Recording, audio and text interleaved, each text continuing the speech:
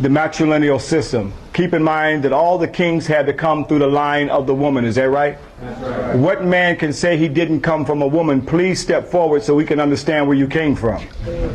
So our ancestors had no problems understanding that divine principle of that sacred womb where we all came from. That was the basis and foundation of the goddess principle and the matrilineal system in Africa. And our ancestors saw, in order for the king to rule the throne, like you have Ursa Ma'at here, the goddess Sheshat. Here you see her in the tree of divine wisdom, giving the fruit of divine knowledge and wisdom in order for him to rule the throne. It had nothing to do with no tree of good and evil.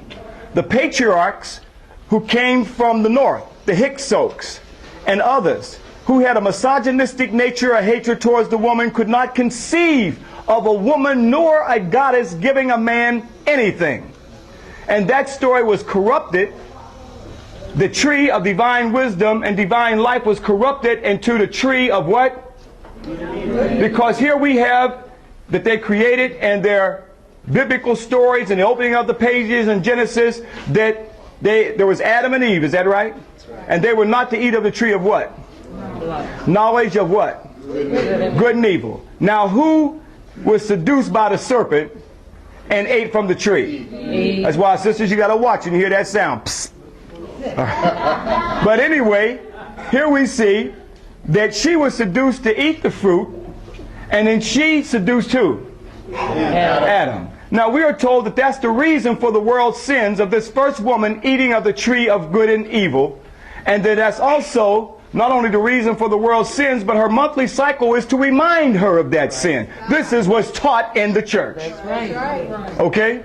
Now when sisters start jacking that preacher up, who's been equally spiritually enslaved himself, to tell that story, and that we were born in sin, there was no story whatsoever in the Kemetic Nile Valley that we were born in sin. So a few years ago, back in 1988, boy, time is fast.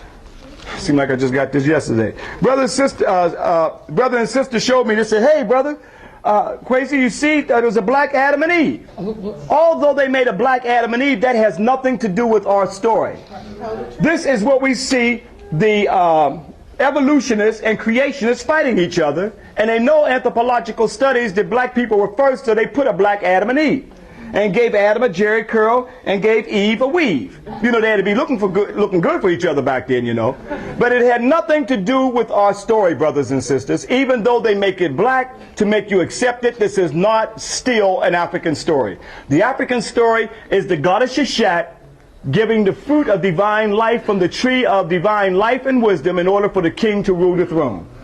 And this goddess concept was corrupted throughout the whole African Nile Valley, and even in our spiritual subconscious, even today, where we are told that the sisters are the ones, the women are the ones for the world's sins. This is the demonization of women and the hatred of women.